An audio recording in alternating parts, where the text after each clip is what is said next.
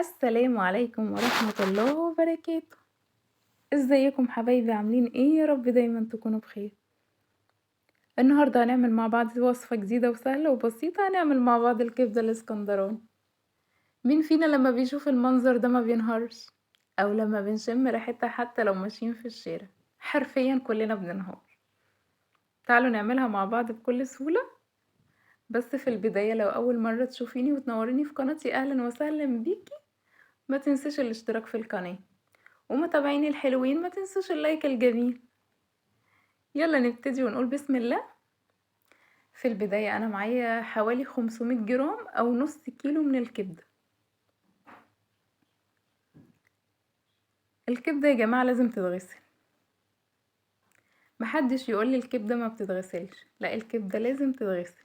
الكبدة مش هتتغسل لو في حالة الذبيحة في البيت، واخداها من ايد الجزار على مطبخك على طول، في الحالة دي مش هتتغسل. لكن أنا الكبدة بتاعتي أنا شارياها من بره، لمست أكتر من سطح وأكتر من ايد لمستها، فضروري جدا تتغسل.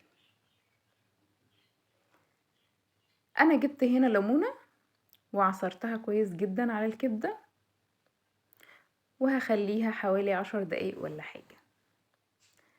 الكبدة بتاعتي انا مقطعاها زي الشاورما كده، ويمكن اتخن شوية.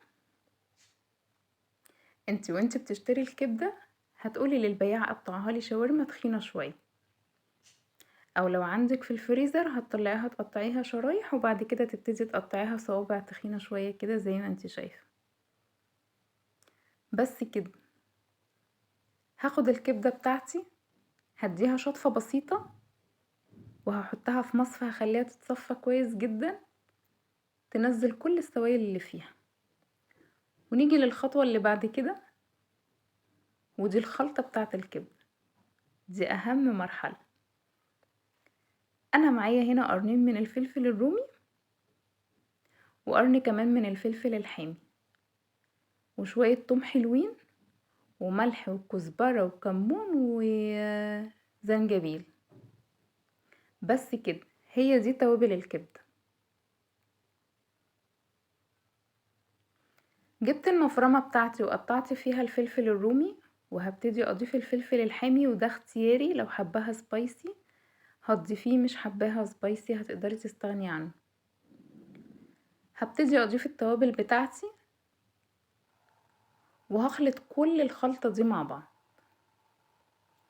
او هفرمها في المفرمة، مش فرم ناعم، يعني هي هتكون عبارة عن حبيبات كده، مش مفرومة ناعمة قوي او مهروسة. لا، انا عايزاها عبارة عن حبيبات كده، بالشكل اللي انتوا شايفاه ده.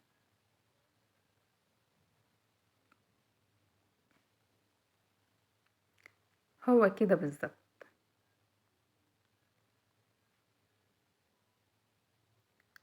وبس كده.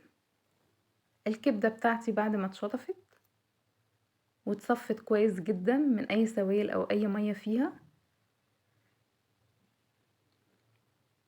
هاخد نص الخلطة اللي فرمناها مع بعض، هضيفها على الكبدة وهقلبها كويس جدا. في المرحلة دي انا اقدر اسيب الكبدة شوية في التوابل او في الخلطة بتاعتها تتبل شوية، او لو مستعجلة عليها انا ممكن اشتغل على طول، او اجهزها في وقتها.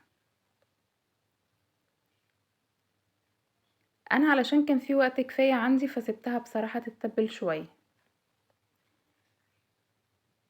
لو سبتها تتبل هتشرب من التتبيلة وهتديني طعم وريحة افضل واحلى بكتير.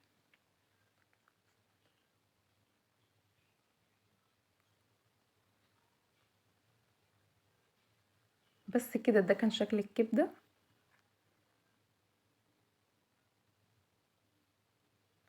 هغطيها وهخليها شوية.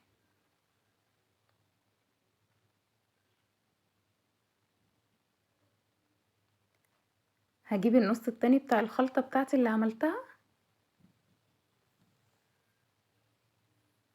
وليمونة كبيرة وحلوة كده، هبتدي اعصرها على الخلطة.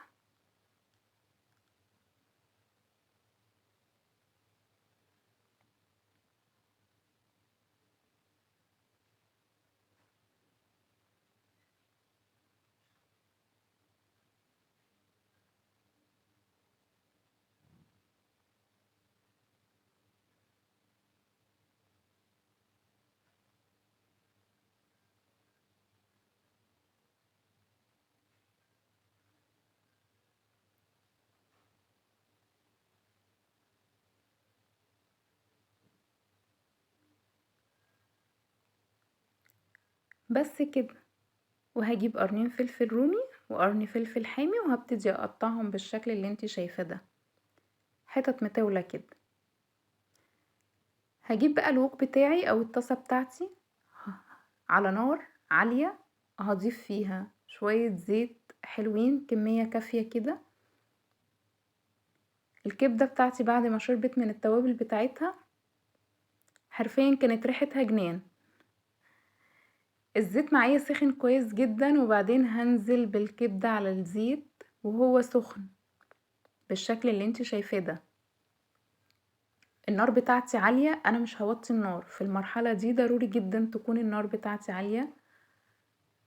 مش عايزة النار تكون هادية، علشان الكبدة انا مش عايزاها تنزل سوائل، عايزة الكبدة تحتفظ بالسوائل بتاعتها.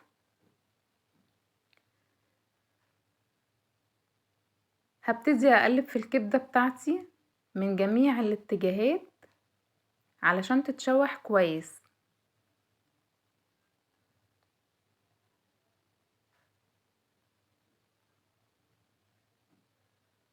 وزي ما قلت النار بتاعتي عالية في المرحلة الاولى دي، النار بتاعتي عالية، انا مش ههدي النار اطلاقا. هقلب فيها زي ما انت شايفة كده.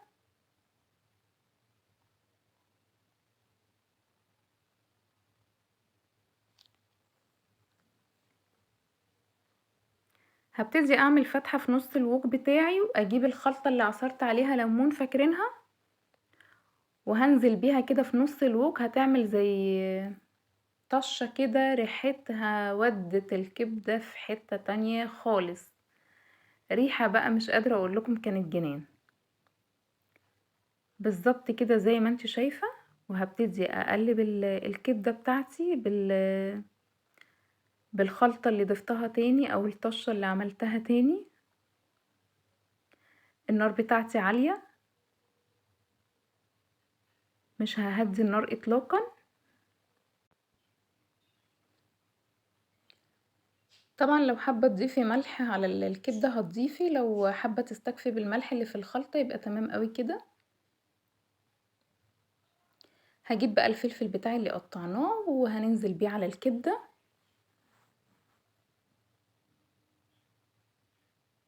هنقلبه تقلبتين تلاتة كده، مش كتير، مش هخليه كتير على النار. وفي المرحلة دي انا بهدي النار شوية، يعني في الوسط كده، لا هي عالية قوي ولا هي واطية قوي. بس كده تقلبتين تلاتة، انا بحب الفلفل مقرمش كده في الكبدة. طبعا وقت تسوية الكبدة من الاول للاخر ما خدش 10 دقايق، معروف جدا ان الكبدة مش بتاخد سوا. بس كده انا طفيت على الكبدة بتاعتي. ابتديت بقى افتح الفينو كده واعمل سندوتشات. بصوا لونها فاتح ازاي، لونها فاتح وريحتها حلوة جدا، توابلها مظبوطة بالملي والخلطة بتاعتها حكاية، وهي دي الكبدة الاسكندراني الصح. تقدري تجربيها وتقدري تعمليها في وقت قليل، مش بتاخد وقت خالص. وجربي الطريقة بتاعتي، حرفيا هتدمنيها. والف هنا مقدما. وما تنسوش طبعا تكتبولي في التعليقات. انا هنا بقى كنت عملت سلطة طحينة وعشنا بقى انا والولاد.